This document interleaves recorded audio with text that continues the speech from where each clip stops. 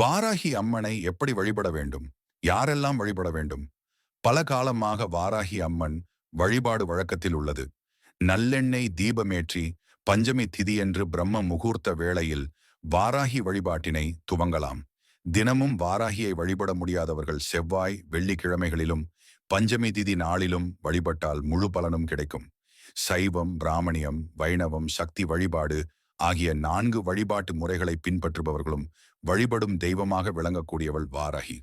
வாழ்க்கையில் அனைத்தும் முடிந்துவிட்டது, கடனாக அடுத்த பணம் இனி திரும்ப வரவே வராது என்ற நிலையில் இருந்தால் கூட வாராகியை வழிபட்டால் அந்த நிலைமை மாறும் என்பது பலரும் ஷியாலும் அனுபவ உண்மை. வாராகி வழிபாடு. சப்த கன்னியர்களில் ஒருவராக போற்றப்படும் வாராகி அம்மன் தெய்வீக குணமும் விலங்கின் ஆற்றலும் கொண்டவளாக விளங்குகிறாள்.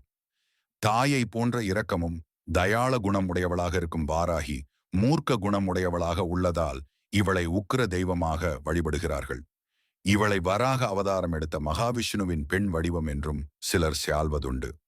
சப்த கன்னியர்களான பிரம்மி, மகேஸ்வரி, வைஷ்ணவி, காவுமாரி, வராகி, இந்திராணி, சாமுண்டி ஆகியாரில் பன்றியின் முகமும் பெண்ணின் உடலும் கொண்டவள் வாராகி. எதிரிகள், தீய சக்திகள், கடன்கள், பேயான்ற துயரங்கள் ஆகியவற்றை அடித்து விரட்டக்கூடிய தெய்வமாக வாராகி விளங்குகிறாள். வாராகி வழிபாட்டினை பலரும் மேற்காண்டாலும் இந்தியாவில் காசி மற்றும் தஞ்சாவூர் பெரிய கோவிலில் மட்டுமே வாராகிக்கு தனி சன்னதி உள்ளது. வாராகிக்கே முதல் பூஜை அன்னை பராசக்தியின் போர் படை தளபதியாக வாராகி உள்ளதால் வாராகியை வழிபடுபவர்களுக்கு 3 உலகங்களிலும் எதிரிகளே இருக்க மாட்டார்கள் என்பது ஆண்ட்ரேயாரின் வாக்கு. ராஜராஜ சேழனுக்கு வெற்றிகளை வாரி வழங்கிய தெய்வமாக வாராகியே விளங்குகிறாள். மற்ற கோவில்களில் எந்த விழாக்கள், உற்சவங்கள் துவங்கினாலும் முழுமுதற் கடவுளான விநாயகருக்கு தான் முதல் பூஜை நடைபெறும். ஆனால் தஞ்சை பெரிய கோவிலில் மட்டும் முதல் பூஜை வாராகிக்கே நடத்தப்படும் மரபு காலம் காலமாக கடைபிடிக்கப்பட்டு வருகிறது. வாராகி வழிபாட்டு முறை. வாராகிக்கு உரிய மந்திரங்களை ஷியாலி தினமும் மனமுருக வழிபட்டு வந்தால் அவளின் பரிபூரண அருள் கிடைக்கும்.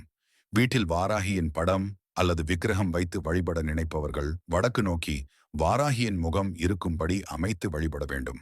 வாராகிக்கு உரிய திசையாக வடதிசை கருதப்படுகிறது. வாராகியை வழிபடுபவர்கள் வீட்டில் தினமும் ஒரு அகல் விளக்கு ஏற்றி வைத்து அந்த விளக்கில் வாராகி அம்மன் இருப்பதாக நினைத்து வழிபட வேண்டும்.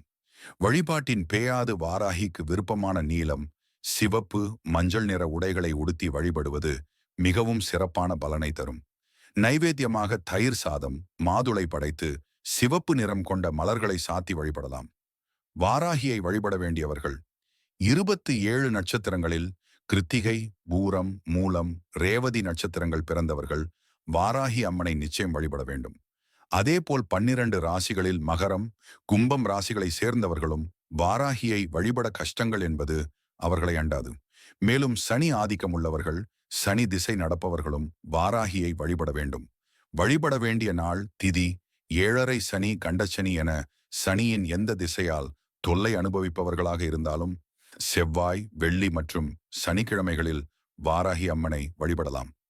இந்த நாட்களில் வாராகிலை தீபமேற்றி வழிபட்டால் சனியால் ஏற்படும் துன்பங்களிலிருந்து மீளலாம்.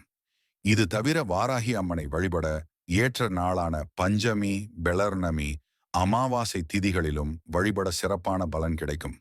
பஞ்சமி திதியன்று வாராகி துதிகளை பாடி மனமுருக அழைத்து வேண்டினால் வாராகி அம்மன் வீடு தேடி வருவாள் என்பது நம்பிக்கை. வராகி காயத்ரி மந்திரம்.